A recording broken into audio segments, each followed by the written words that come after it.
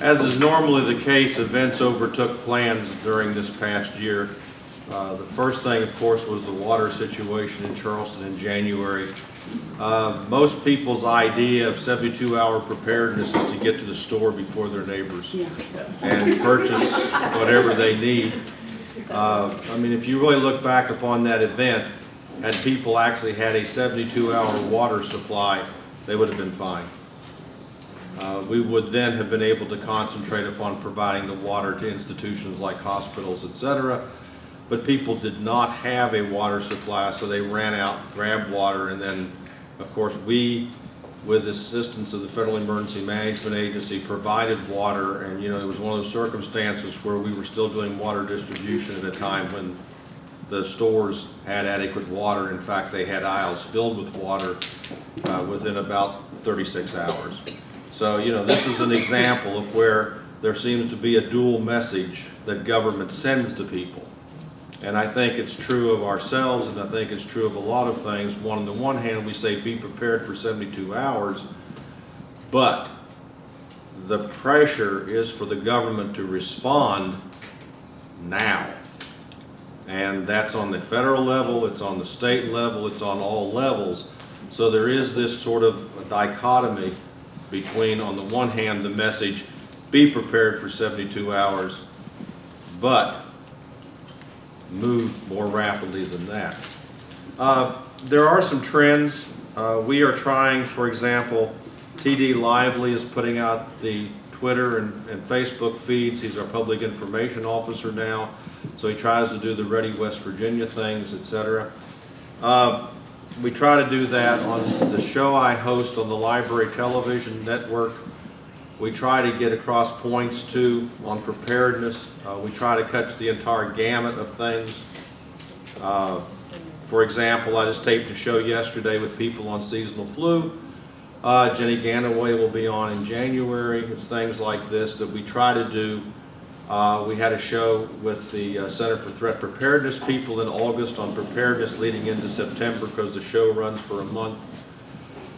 We try to do those things and try to focus it toward what I would consider the average viewer. It's someone who's scanning the band who simply, you know, happens to catch the show, and maybe they'll pick up a point or two. So in the show we taped yesterday, we discussed such things as flu shots and people's concerns about them. You know, what happens if I have an egg allergy? What happens if this happens, etc.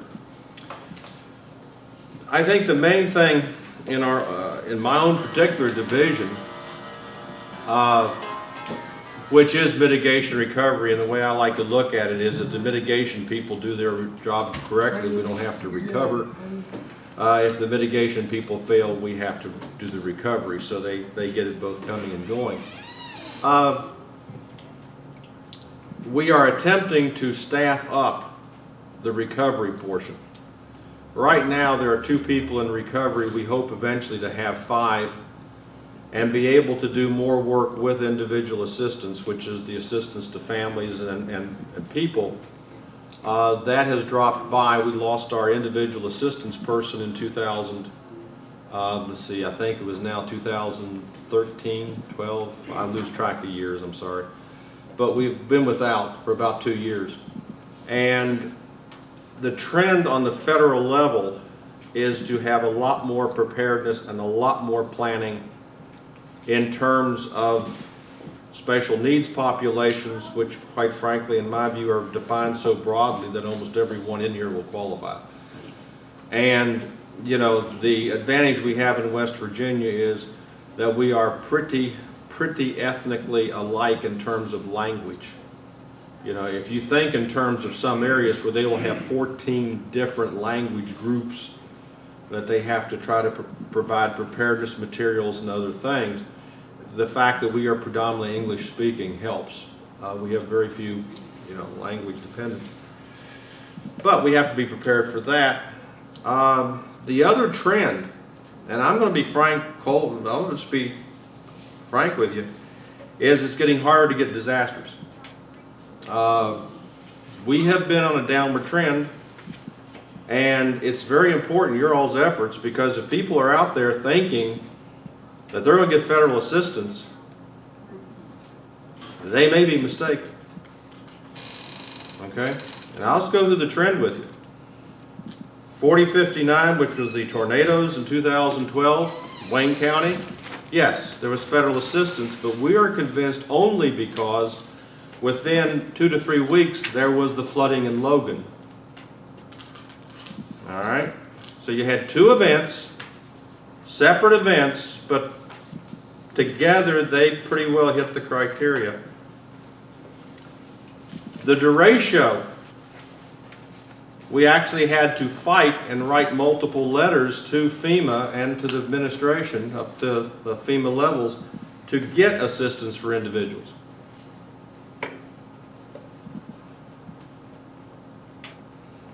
Sandy, which was the next event,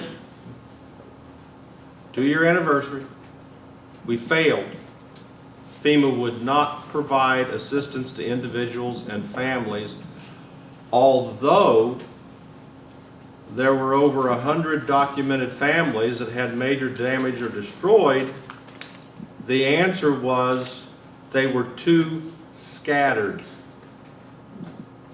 It wasn't concentrated enough. All right, now we come back to the last disaster, the last declared event, which was last summer in Spencer.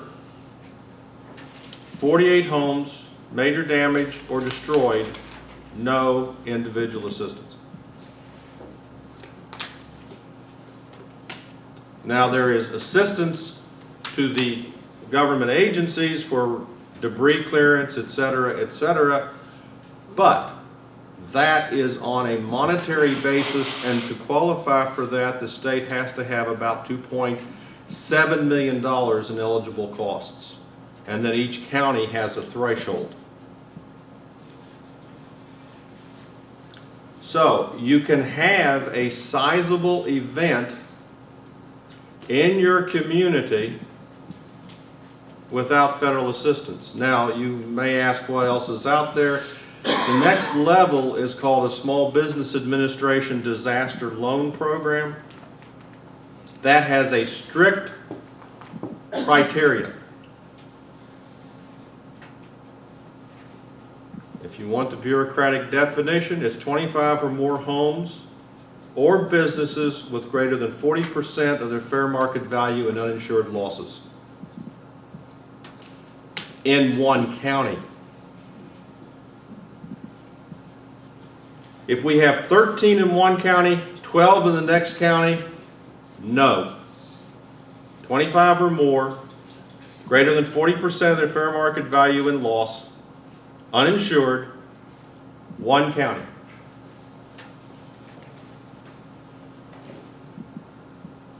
Now, therefore, you can have a very, very large disaster in terms of your people.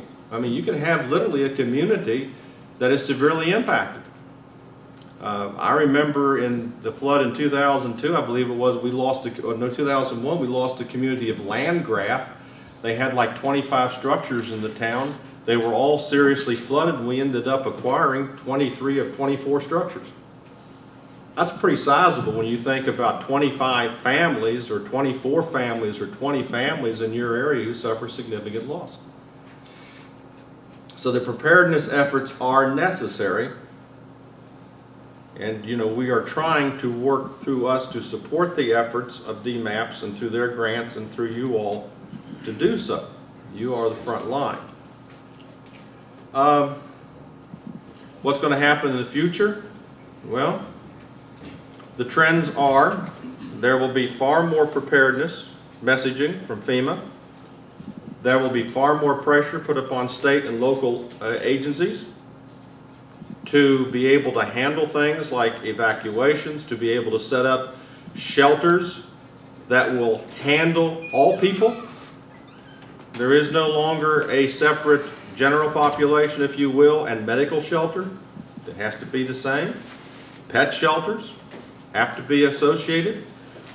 More emphasis upon special needs populations, however you define that. And then on terms of, we don't know what's going to happen for the criteria for declaration. Quite frankly, there is talk in FEMA about the states taking on more roles, dropping federal assistance in some cases. Don't know if that'll happen or not. But a lot will be determined by how there are measures now in place, there are study groups going on. What declaration criteria should we have? You know, for example, right now, basically the criteria for West Virginia is the same as for Delaware, is the same for California for individuals. Is that fair?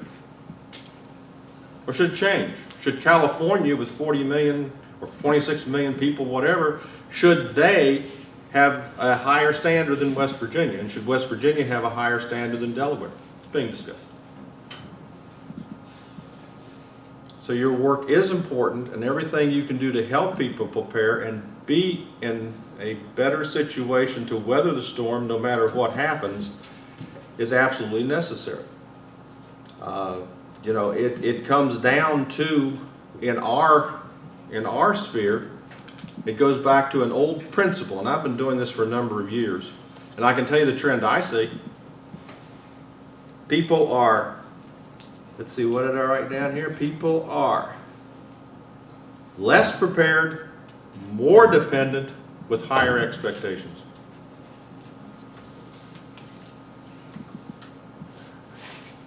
And if you don't think so, think back 38 years ago.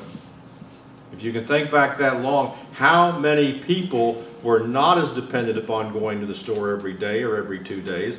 How many people expected less of their lives? Think about the dependency we have, like you pointed out, with electricity. We're going to be prepared, and yet we need electricity. Computer dependency. Look at how that's changed over the past 38 years. Think about how dependent we are on Facebook, Twitter, social media, which is great as long as it works. You know, the story, and then this will be my last, and then I'll take any questions. The one I remember was in the winter of 76, 77, and that time when we had a gentleman who was in Preston County, and his family was seriously worried about him. They were out of state.